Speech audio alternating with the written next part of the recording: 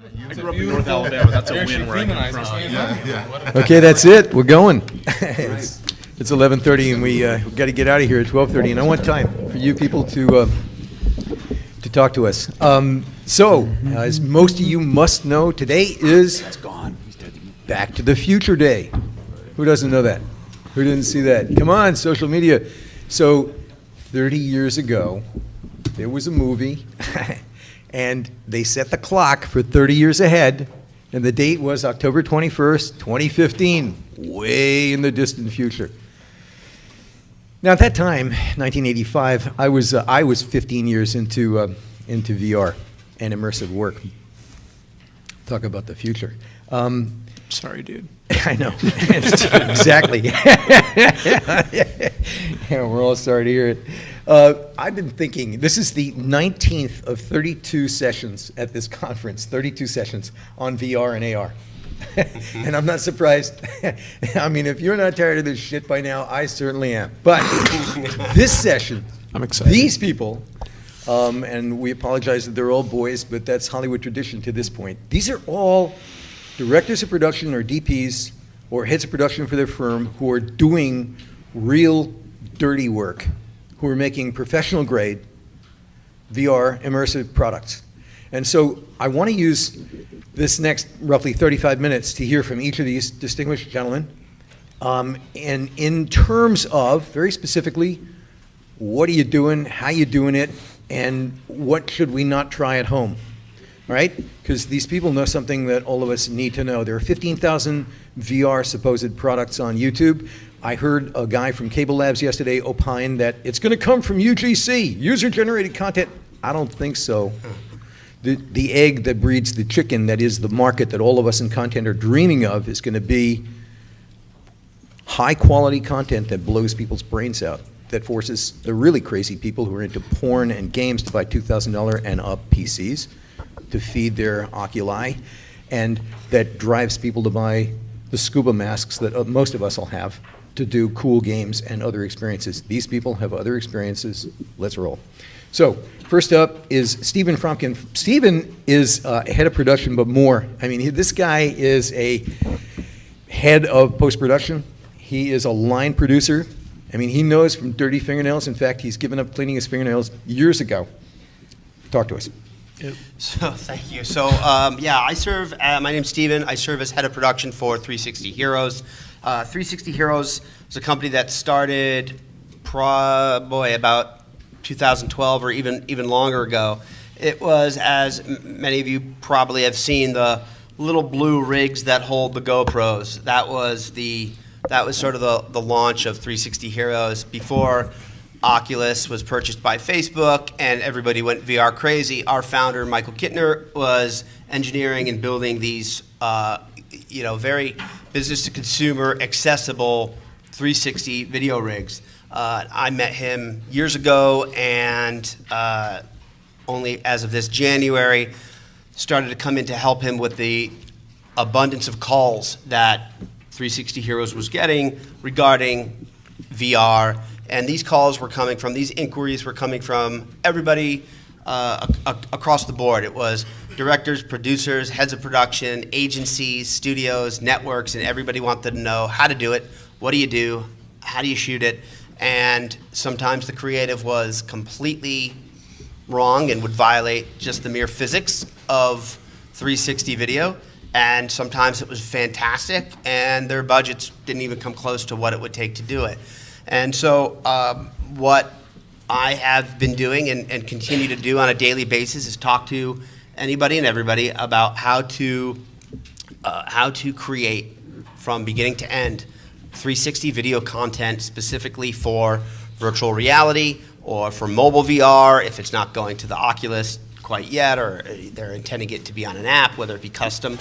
And my job is to deal with their budgets, deal with the tech, because it's not always our tech. Sometimes they have designs on using something that we don't make, we don't manufacture, so we'll use something that's a higher resolution, more of a high-end professional grade camera, something beyond what the GoPro is ready to do, and sometimes we will use our rigs because that's the tool that fits the job.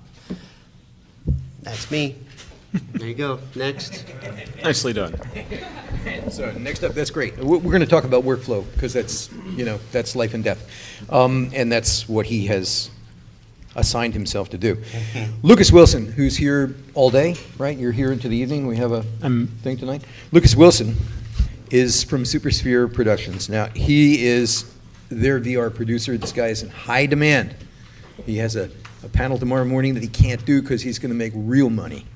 And he will talk to us about what he's up to the extent that he can talk about it. These guys, Supersphere, offer, you can see it on the web, stitch dailies in 24 hours. How do you do that? Well, first of all, I apologize for my website. I literally cranked it out in about 50 minutes about a year ago and haven't touched it since then because I've been busy. Sorry about that. Hi, I'm Lucas Wilson. I run two different companies that I'll talk about very briefly. I have a sort of a deep history and deep background in production and post in the community. I worked for Cameron Pace Group and 3Reality both, so I suffered the 3D wars and have the scars to prove it. I was James Cameron's VP Sales at the Cameron Pace Group and helped sell a 3D production pipeline and technology for several years into sort of A-list feature films and into episodic as far as that went. Saw my first Oculus Rift demo about a year and a half ago, and I actually grew up, my dad worked at a CAD CAM company. For anybody who knows what that is. My dad worked at a CAD CAM company, so I grew up with VR and seeing VR and 8-bit raster lines and photogrammetry glasses. It's been around for a while. But the thing about the Rift that attracted me was that, excuse me, it was the first valid commercialization of the technology that I had seen. So because I'm attracted to shiny objects, I started doing what I am pretty good at, which is building teams to conquer workflows. So formed Supersphere Productions about close to a year ago, which in VR terms I guess makes me an old timer.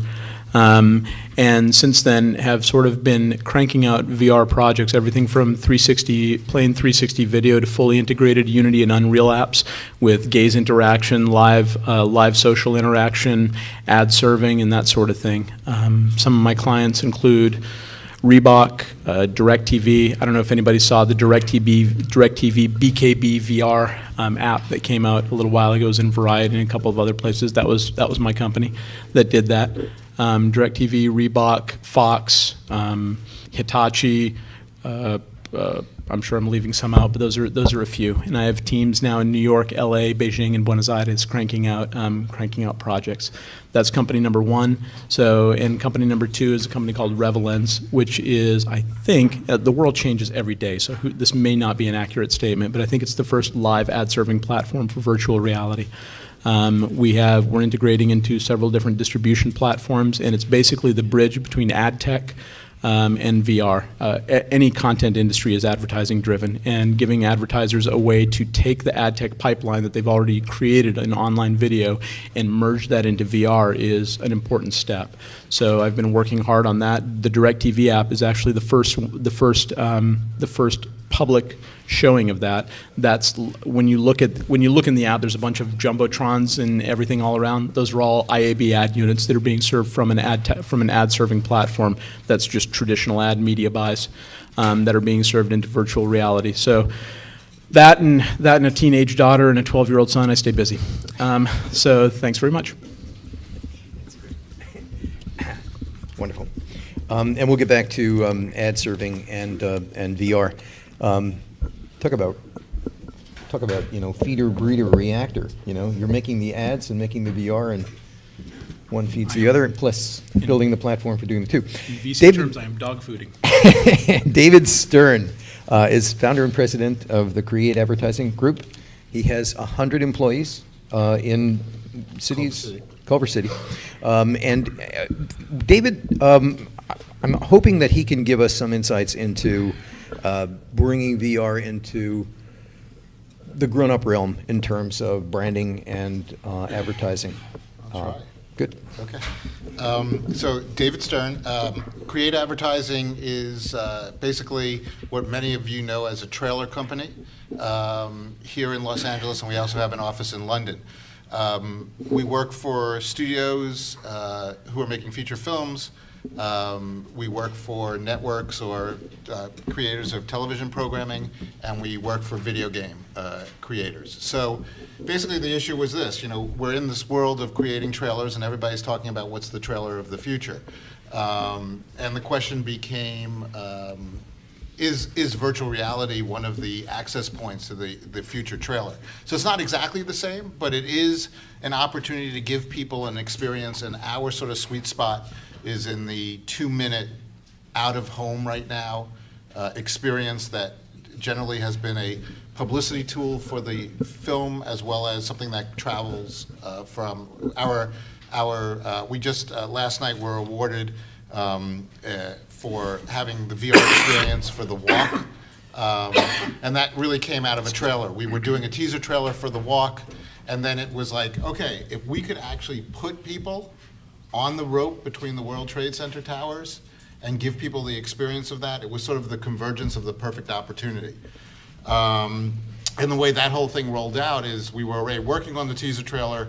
We then went to the studio and had done a mock-up, which we were very big believers in doing some form of a low-version prototype, because if the concept works in low-res prototype, and you can get people to grab their stomach and go, whoa, in a grayscale kind of showing of something, that's how we sell our clients. We build prototypes. Then we worked with the feature and got their CG. We have a gaming group in-house that does CG. Those people, their capabilities transferred very well to the world of VR. Unreal became something that they were very comfortable with, and we built this experience. For those who have seen it, for those who haven't, I mean, it is that convergence of, oh my God. We get a lot of oh my gods when people put the goggles on and they are in the world. When they walk over to the edge of the building and have to get on the rope, about 25% of people just take the headset off and refuse to do it. And then people who get out on the rope, and we actually have a tactile rope sitting on the ground. It doesn't take a lot. We turn a fan on. People, I mean, it's amazing. It's amazing to get people immersed in a true VR experience. And that's what we're trying to do, and rolling it out to other studios and trying to find those projects where you get that sense of interactivity, you get that sense of presence, and you put people into the world, and fitting that into the marketing budgets that the studios and the networks actually have to make it a meaningful experience. So that's what we do. Great. Andrew Shulkind. Andrew is the co-founder and DP of Headcase VR, and he speaks of being in the center of a circle of innovators, and says that VR is the next great medium, a force so great it could only be used for good or evil. Tell us more. Is that my bio or somebody else? Well, thank you for that. So I'm a cameraman. I'm a guy who, most of what I shoot is in this flat space, movies and commercials, some TV, and some partners who I know from those other worlds kind of came to me about 1.5 years ago, and we started talking about what VR was. And because I do a lot of visual effects stuff in the commercial space, and shoot miniatures, and have done 3D and all these other kind of things, it was kind of a natural flow. So we kind of explored what would be possible, and looking at, like, how do you shoot VR? I mean, how do you shoot spherical? Of course, a lot of what's out there is using GoPros because they're accessible, and you can acquire a lot of them. And the great 360 Heroes and Freedom 360 rigs allow you to do it.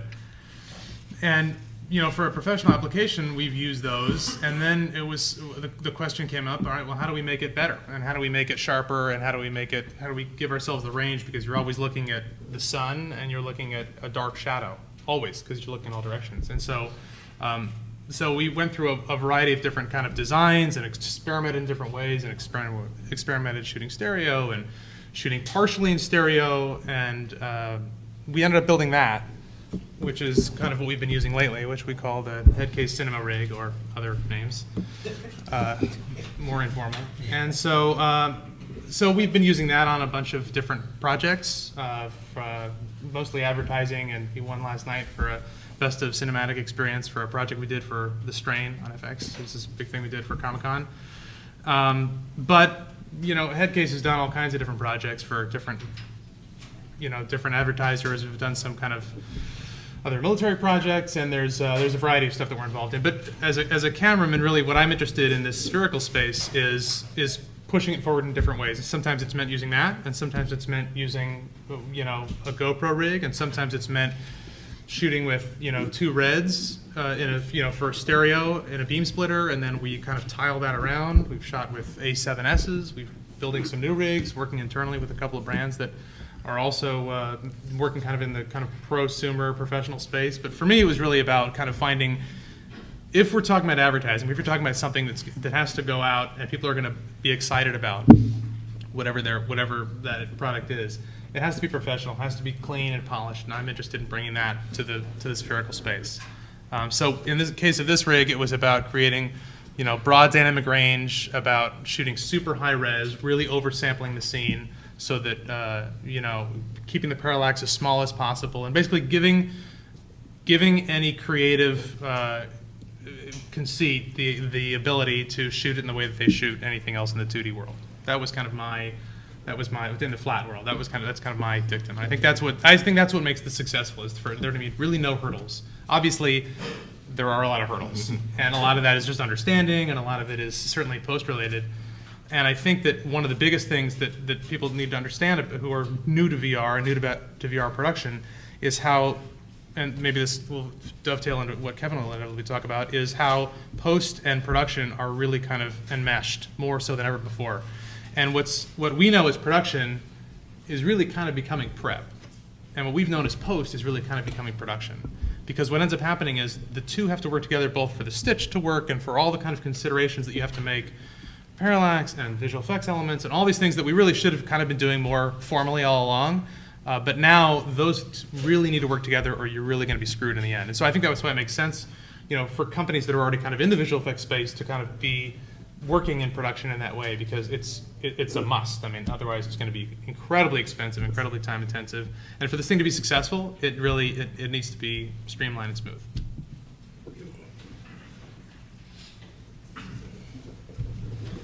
And finally, and aren't they doing great speed-wise, right? We're burning this. Kevin Althans. Kevin is a DP and an effects supervisor and a director. And he comes from RealFX, and they have offices here in Santa Monica and also in Dallas. Take it away. Yep. Hey, I'm Kevin. You know, I could really just, you know, say me too to all these guys' comments. That would be sort of the easiest thing to do. And I could also say me too with sort of the backgrounds, because we seem like we all share very similar backgrounds. You know, I came up in the realm of film. I, you know, was doing miniatures like you guys back in the 90s, and, you know, when visual effects were special effects and everything was chemical and it was all very tactile. And, you know, the thing that I consider very fortunate about my experiences is that, you know, we've always sort of been right on that wave of what's the next problem, and, you know, what's the next, you know, challenge, what's the next technical hurdle, what's the next creative question. And it doesn't matter if it was, you know, shooting miniatures or figuring out, you know, green screen and compositing and, you know, flames and, you know, 3D tracking, and then, you know, HD was like such a huge deal. I don't know why, but it was. And then now VR. So it's sort of like this really cherished position that we have. And when I joined RealFX 14 years ago, that was sort of our stock in trade, was just being there to answer the client's questions, even when we didn't know the answers ourselves. We just would tell ourselves, you know, we'll figure it out. I mean, this is what we do. So, you know, I kind of liken the client's desire to do VR right now, a lot of the clients, not all of them, but a lot of them, in sort of the same way that they wanted to do viral when YouTube first came out like 10 years ago. They knew that viral was the next thing, and they wanted to be part of that, but they didn't quite understand the language of it. So that's part of the process for us is sort of, making sure that the conversation happens early enough and making sure that, everyone understands that, 360, isn't just about taking your existing paradigms and your existing content and shifting them over into a different platform. It's a very unique platform, and it has unique challenges. And, we've all made the same mistakes at different points in this last 2 years of development. And what we've found is that the process of production really is happening so fast that you can't ever stop learning about it. You can't ever stop asking questions. So and we've already used this rig and your head-mounted rig on a couple of productions. We've used the Freedom 360 and the 360 Heroes rigs on a bunch of productions. We've used Red cameras side by side that were shooting, 180-degree fisheye lenses for only 180-degree coverage of just for various reasons. There's really going to be no one-size-fits-all equation for this, and it really begs the question early on to make sure that your clients' goals are understood and that they sort of understand all the challenges that are going to be in front of them. And you're right, the without consideration of the post challenges in a process, it can go really bad really fast. I've seen jobs where we've shot like 19 hours of footage, and the client wanted to see all of it the next day, stitched. So what we did was we actually invented this kind of hacked together system where we had 6 computers playing 6 different streams of footage in real time being stitched on a custom box, and then that being recorded to another deck. And it looked for all the world like, the linear tape days when we used to have switchers and things like that. But it worked, and it got it all done in real time. So, we're inventing the systems and the workflows as we go along. And, I'm very fortunate that I've been able to stand in both the planning and the live action and the conceptual side and also the technical side and figure out, what's the best way to make these two happen. So it's a big conversation.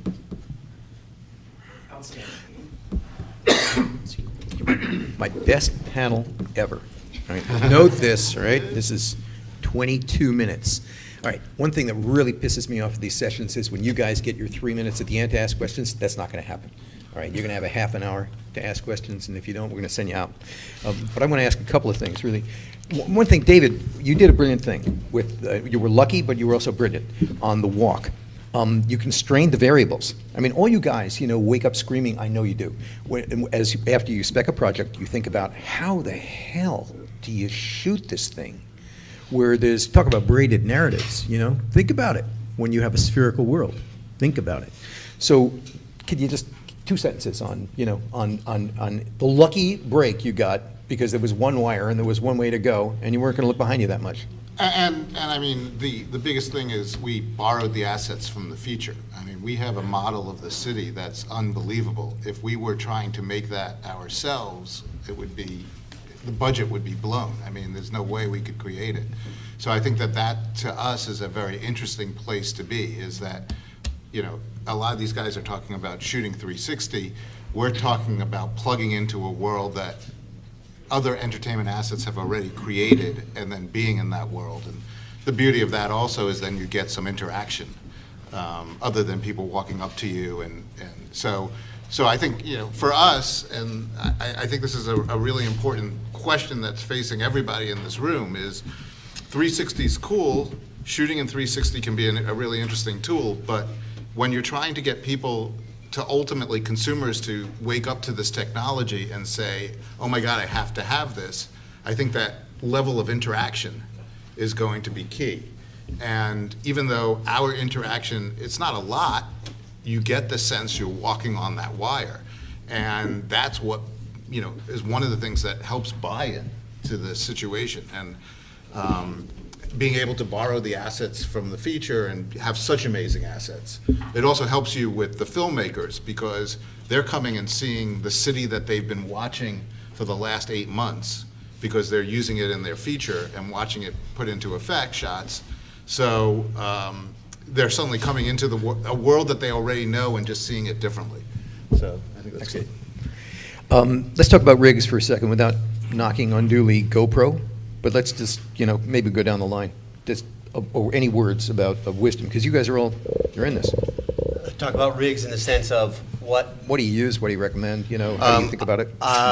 we use primarily, since the company is founded on using GoPros. We have about 10 different versions that use anywhere from 6, 7, 10, 12, 14 GoPros at a time. We also have an underwater version that goes to 1,000 meters with precision corrective lensing and variable buoyancy. And we have a bunch of different rigs that are really suitable for mounting to drones. That being said, GoPros have their issues and limitations, and at that point, it really becomes what's the tool for the job. I mean, it's exactly what what everybody's saying is no one job is the same. It's like traditional 16:9 production. What do we want to shoot? What does the client want to do? Wrap your head around what the client needs and what their deliverables are, and what's the best workflow and technology to get them there. Outstanding. Thanks, Steve. Lucas, you got something on that? Sure. I believe that the sort of taking a bit of a higher level view, the success of the VR industry is dependent on a couple of things, and one of them primarily is scale. Being able to scale productions and being able to do not just hundreds in major markets, but tens of thousands everywhere. For me, when I look at a VR production, when I spec a job from a client, I try to remove the word VR from it and think, okay, what camera would you use, right? If I were budgeting a 2D job, then it would be, is this an Alexa, a Red, an A7? What is it? What are you going to shoot with? And then go from there. Because the teams that I work with can make anything work. I've worked with Steven and his teams. They're fantastic. For GoPro rigs, I did a shoot for Samsung, a big golf shoot, where we used rigs that we built with Reds, and we used a Phantom rig as well as GoPro rigs for different shots. But the key is being able to, in my mind, access cameras and access technology quickly and fit into existing production methodologies. The Red rigs that we've used, we shot we shot a bunch of boxing at Mandalay Bay using a rig with five red dragons, and you look at it and it looks like a behemoth. It looks like this complicated thing. It's not. I don't look at it as a VR rig. I look at it as a 5-camera multicam rig that a team can put together. We rented it out from Keslo. We put it together in a half day, put it on a truck, shipped it, set it up, shot it, broke it down. It was a production.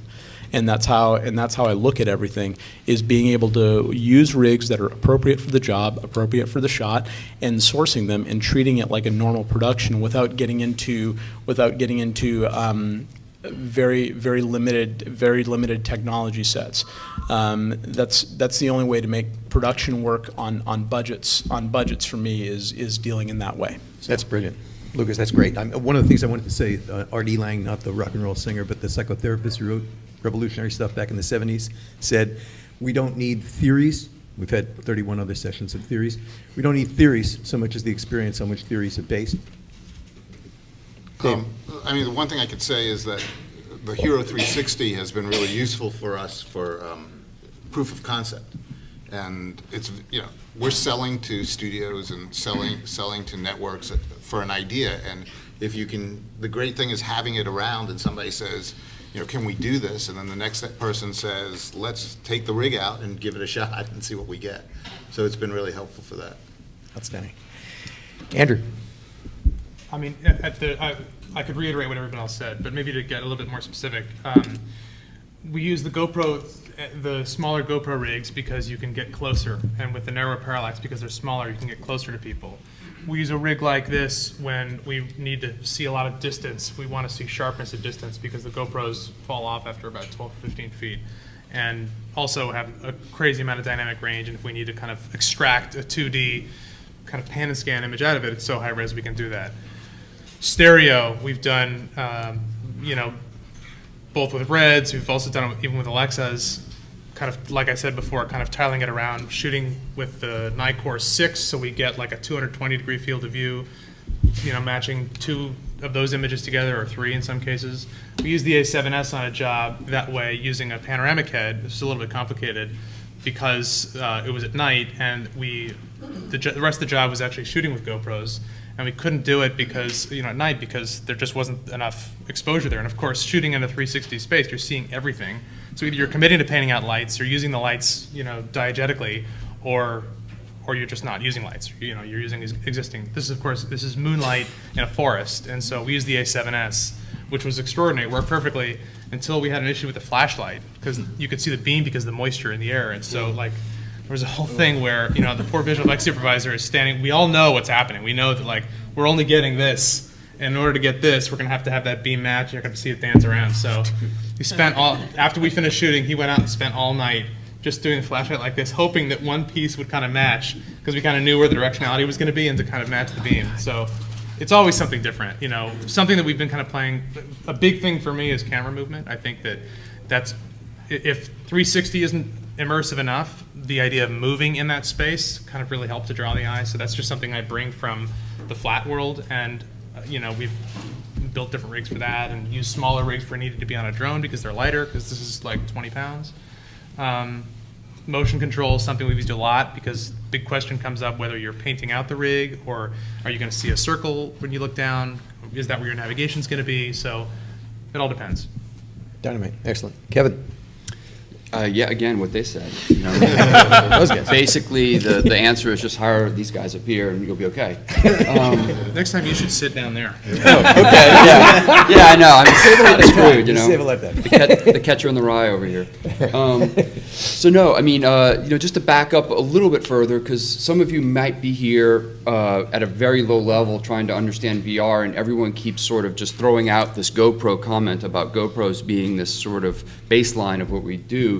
And to expand to what Andrew says, it's that form factor. It's that tiny, tiny form factor that makes the GoPro so attractive for so many jobs. I mean, we were on a shoots where we had to put cameras inside of cars and things like that. And I mean, even that rig is problematic because you got to find some place to put all the recording devices and stuff like that and wire them into the trunk or the back seat or what have you, So the GoPro is become the de facto standard simply because it is so very small and elegant.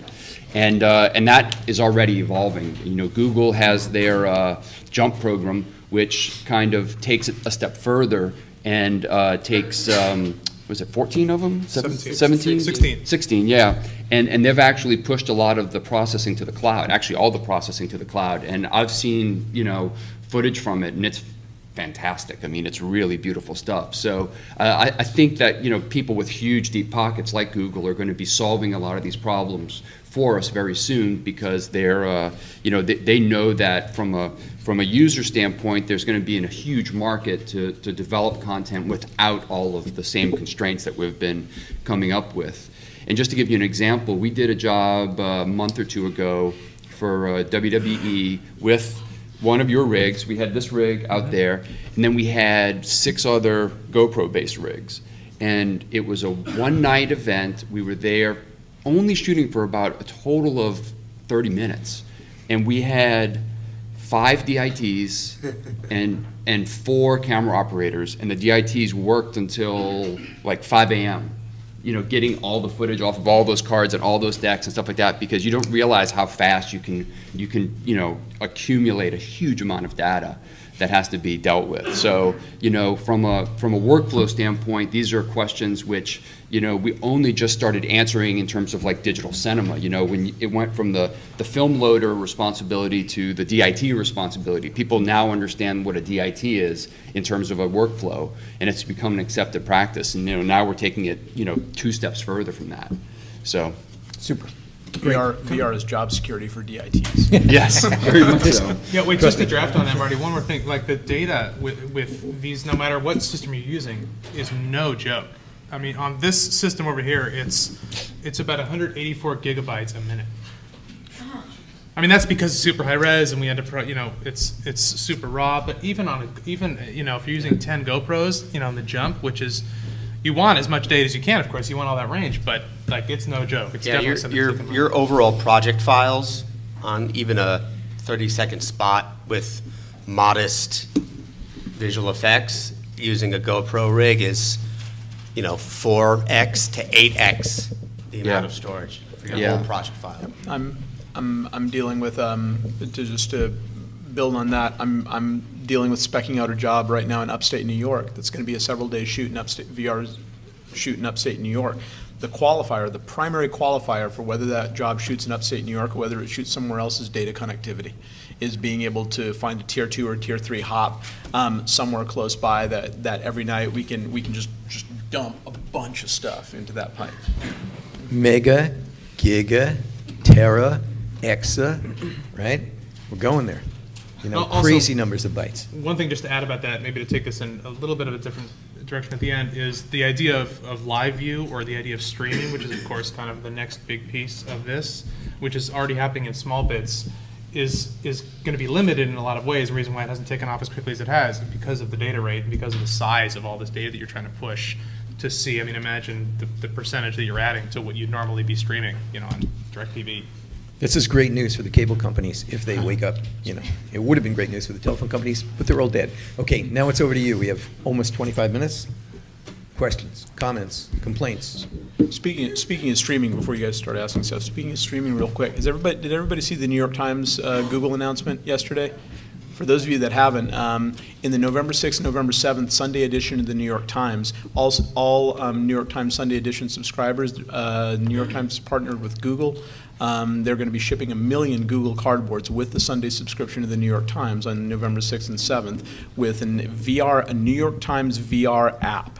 That I believe was done by Verse, and the first video experiences in it come from IM360 and some other people, but that the IM360 is one of the leaders in streaming VR. They're one of the only companies that are doing it and doing it consistently and well, but I think things like that are going to be the tipping point for VR. It doesn't get much more mainstream than the New York Times and the Sunday delivery, Anyway. Amen. So, by the way, what would you guess a streaming data rate would have to be? Wild guess. It depends on what you're trying to, what size. Let's imagine it's a 180. I'm not like a, I don't know, one of you guys might be better to answer that. I'm not like a streaming. Wild guess. It could be like 300 megabit. 300 megabits. Yeah. So we got to go to Korea to see this stuff. It's getting better. It is getting better, though, consistently. In Milk VR, in Oculus Video, in all the in Little Star, Viridio, and all the sort of apps that are out there that are dealing with VR distribution, they almost all have a streaming option. You can either do streaming or download. And I've been looking at these dang headsets for a long time now. And at first, the streaming was, wow, look, 4 macro blocks with color. How nice. And over the past year or so, it's gotten much, much better. The latest rev of Milk VR, which came out a couple of days ago, their streaming algorithms are really pretty good. It's gotten to the point where it's not bothersome to watch streaming, in my opinion. Yeah. Questions, please. You don't have to be that intelligent. Don't impress us, just tell us. What's the acceptable bit rate for high-quality VR, in your opinion, for streaming? Acceptable, and back to that. Except it depends on the, what was Depends being on discussed is. depends on the compression algorithm. Yeah. Well, let me add this. I mean, the limitation right now is the phone. I mean, all these systems are basically using your phone or a phone, and so that's right now. The difference between shooting, just to go back to talk about rigs for a second. The difference between shooting with a GoPro setup or this, you may not even be able to tell in this current phone that people are using. But the next one, as they get sharper and higher resolution, it'll change. So the requirements will grow as the display device changes. Doesn't matter what the question, I think, is more what is 4G and what is 5G? What are the bit rates that are out there, and you better make it fit into those bit rates, or you're not going to have a market. Within a Wi-Fi environment, I'm not restricted, but what would still be acceptable in terms of dramatic experience? You can do really good experiences at 10 to 20. Just to give you an idea of where bitrate conversation is going, right now on the Samsung device, the Gear VR and everything else, we're basically looking at like a 4K by 2K image file, which wraps to the entire thing, and that only ends up being like a 640 to 720, field of view that you're looking at. The John Carmack, who's the CTO of Oculus, says that by their estimates, it was like 30 or 40, K image is what the goal is. Yeah. To have a total presence without any loss of pixels or anything else like that. So a 30 or 40K image is what they're going to be aiming for in the near future. So do that math. And move to Korea in order to move the bits around. Other questions? Yeah. In terms of storytelling,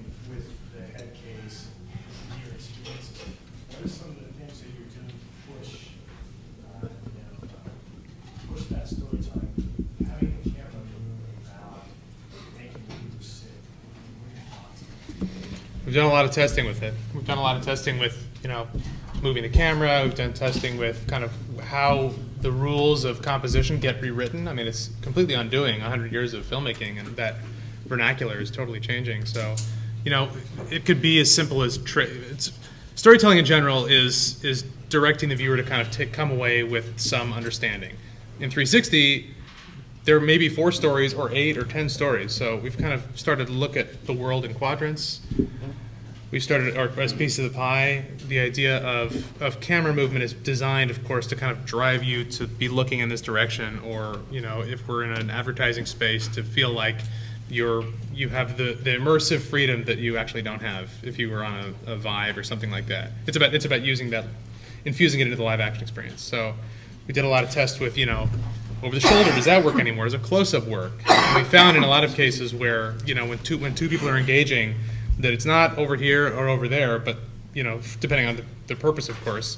One of the most and newest engaging places to be right in the middle. So you're looking at these two guys, and there's all kinds of kind of funny tricks that we've figured out. But storytelling is ultimately, that's kind of what's driving, for Headcase at least. That's kind of what's driving. That seems to. I'm having a lot of these types of questions and conversations, and what I'm realizing is a lot of folks haven't really wrapped their head, both in and out of VR, people who have been shooting this and are brand new to it.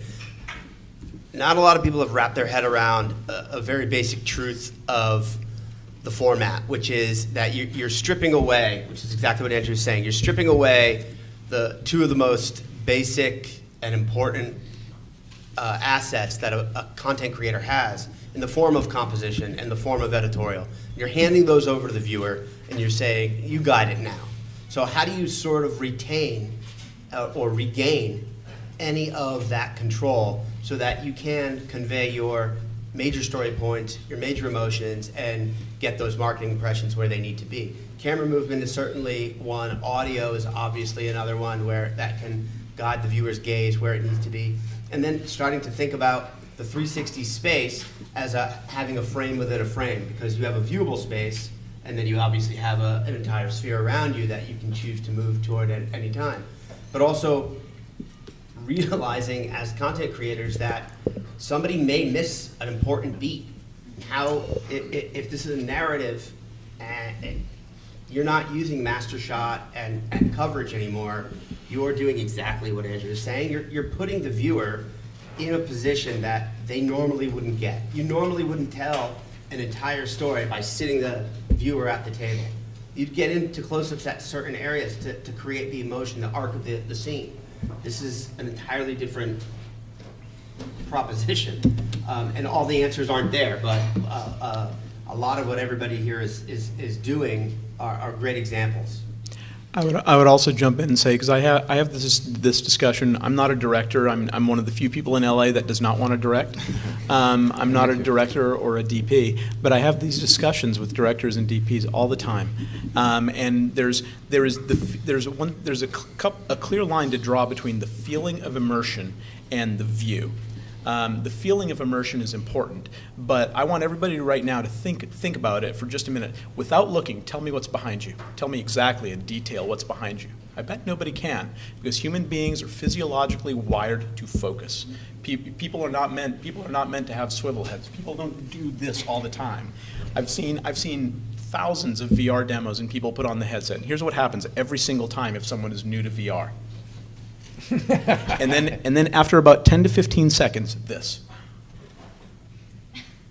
Because that's how people are wired to look. So, and the challenge of a director and DP for 100 years has been to guide the eye. That has not changed.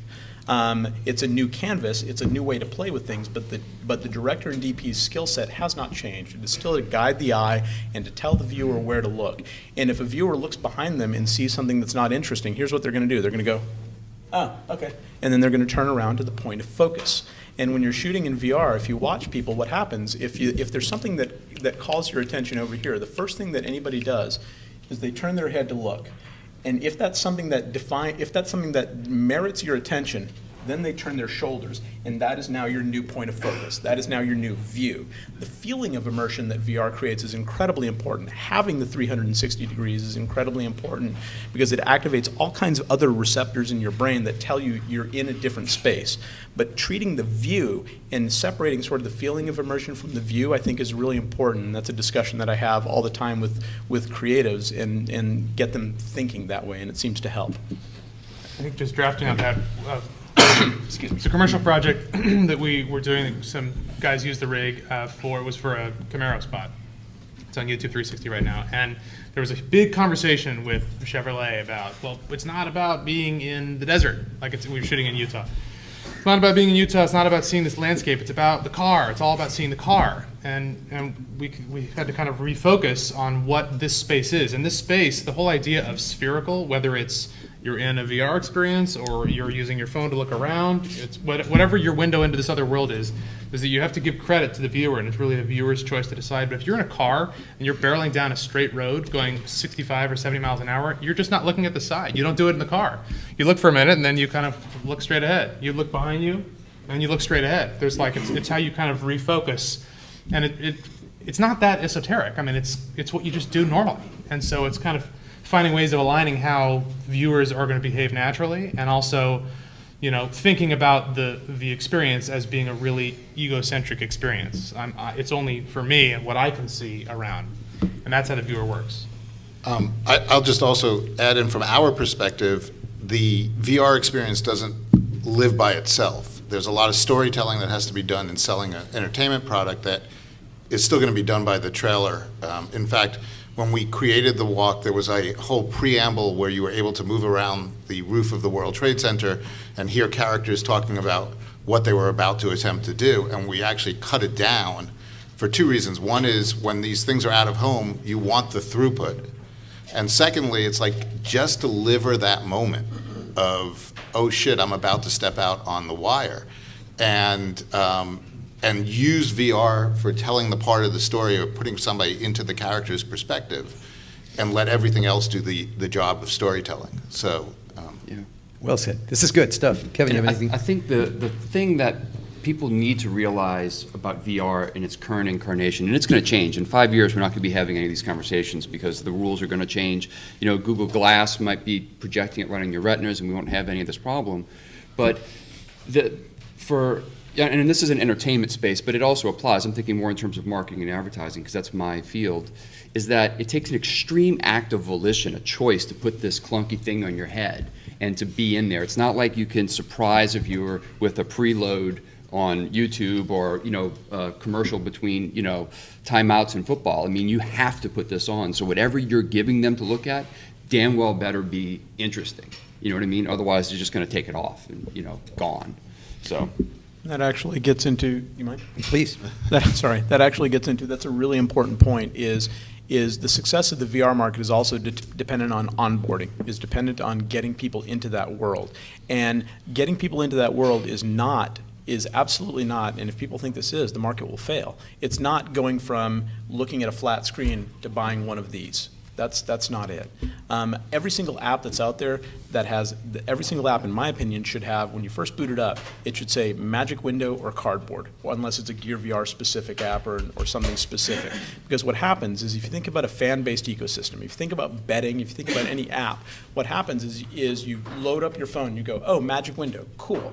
And that lets you do something that's a different experience without having to buy or do anything else. But a certain percentage of people will always want a premium experience. And those percentage of people will then buy a cardboard or will then buy something else. But that's how you start to move people into other ways of viewing and in other ways of distribution. You don't do it by trying to force them to buy a headset all at once, in my opinion. Can I do a follow-up?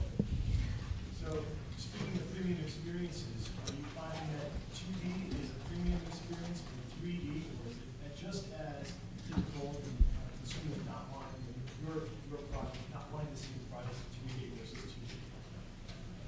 I didn't get it.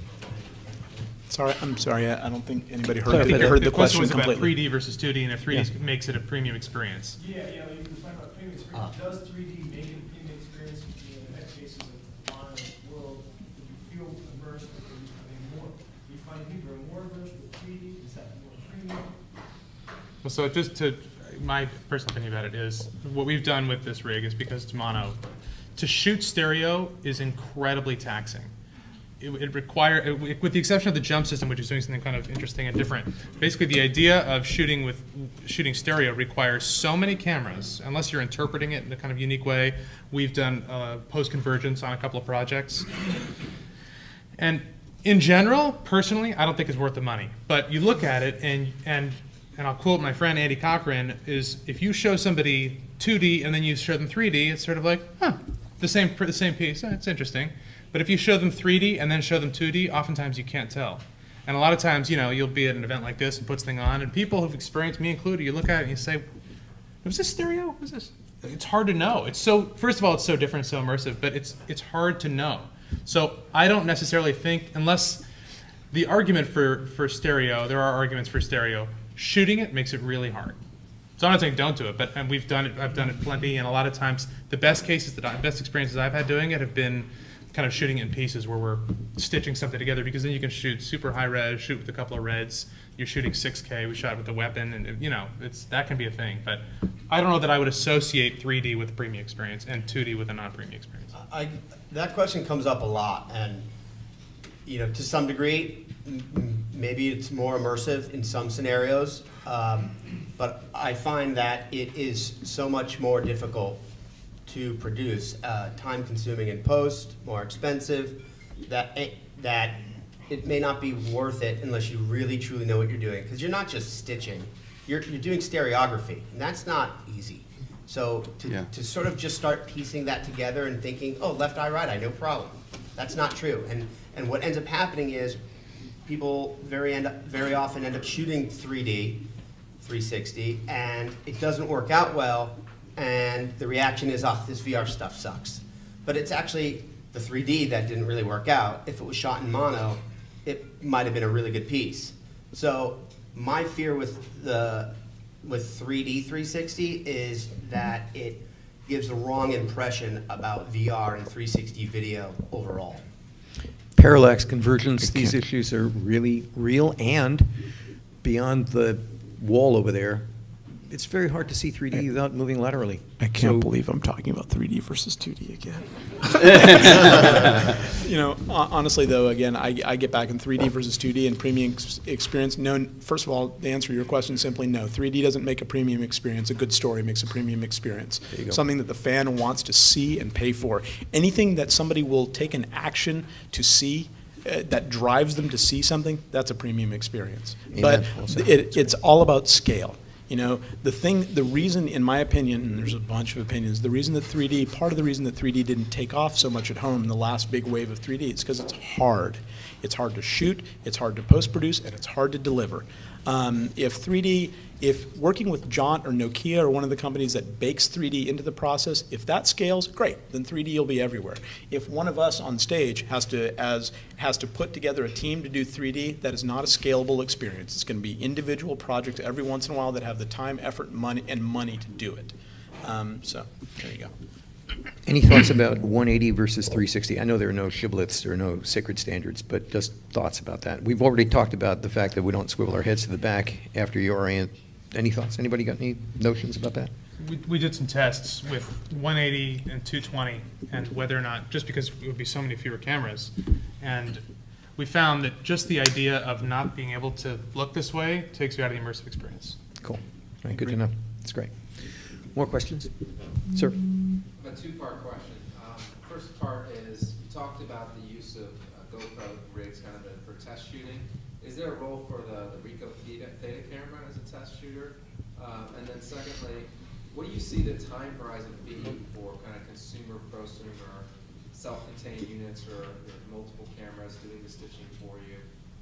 How far out is that sort of product? We were looking at the Ladybug and very high resolution, very low frame rate is the drawback there.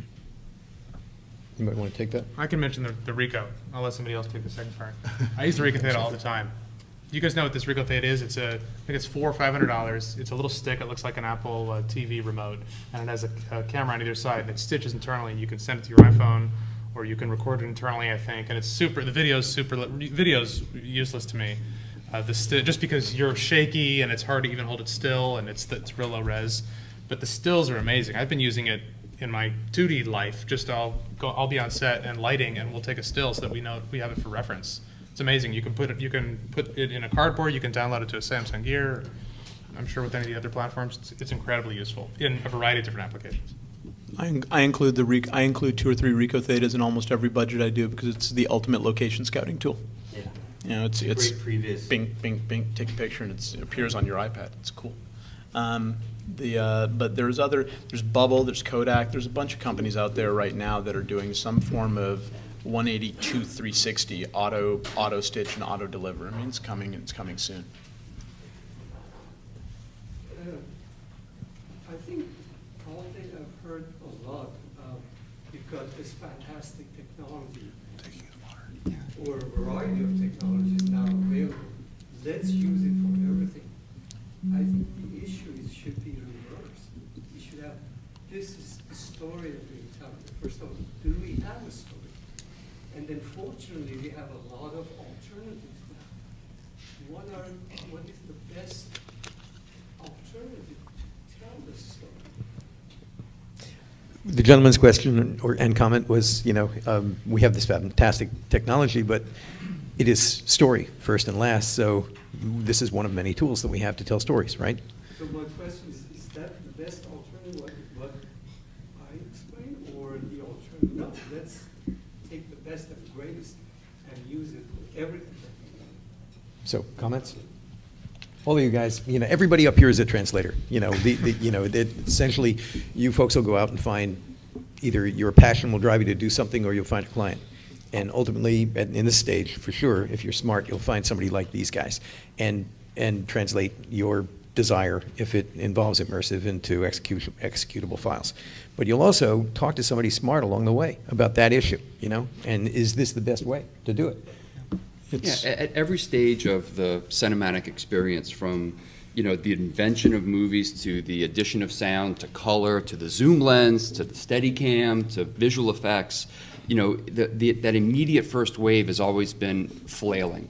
It's always been, this is really cool. How can we use it? And then it eventually settles down into an ecosystem that finds the right and appropriate uses for it. So Thomas Edison's first little movie theaters were just like 10-second clips of just something. It didn't have to be overly compelling because it was. And we're kind of in that stage right now where it's an interesting way to find the people with the ideas and the people with the money and get them together with the people who know how to do it.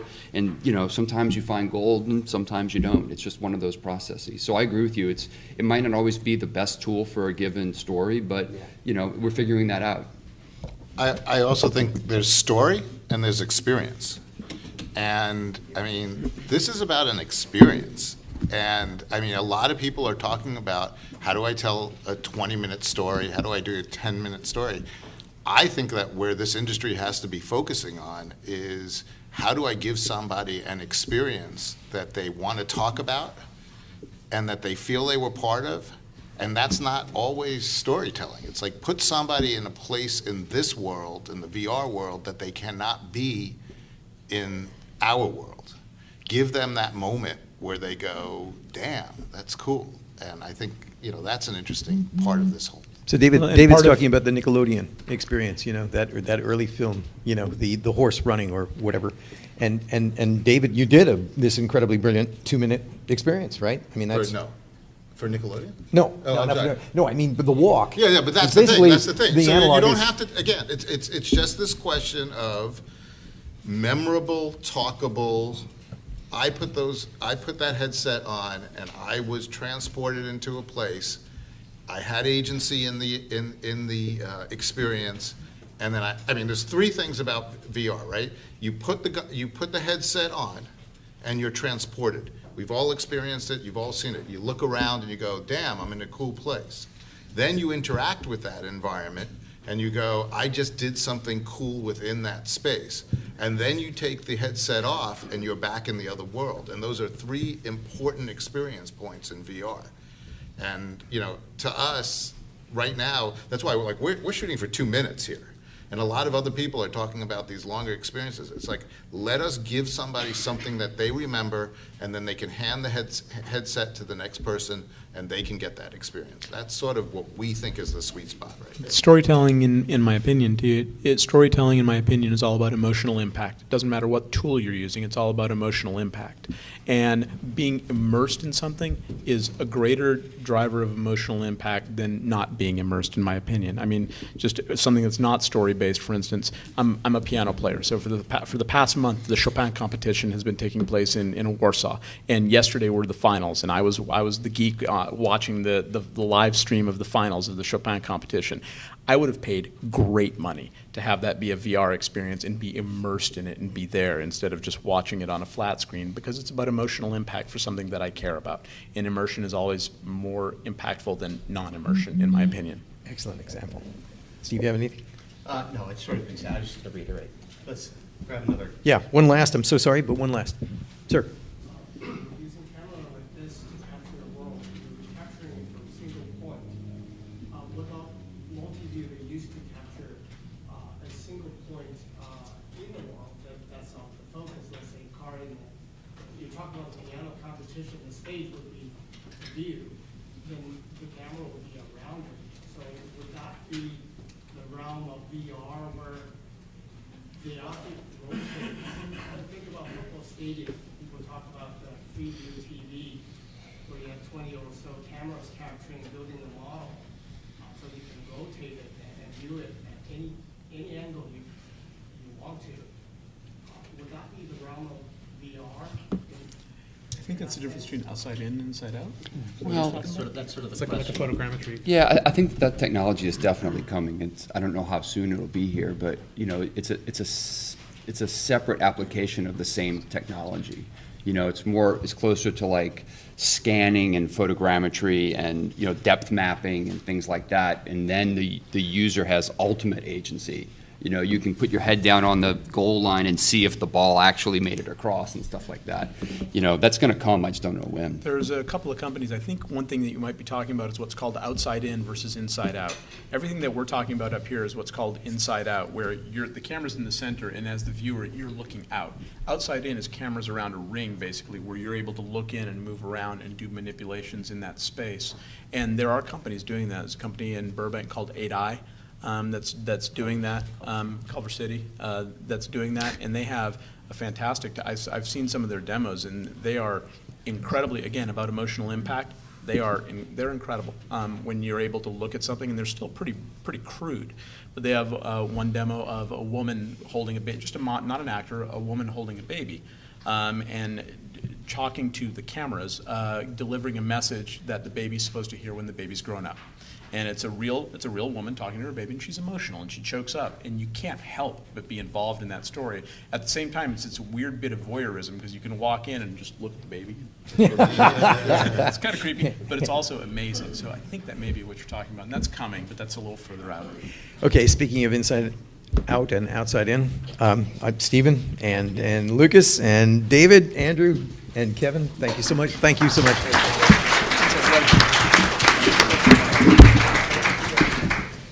Thank you for building that rig. Sure, thanks for using it.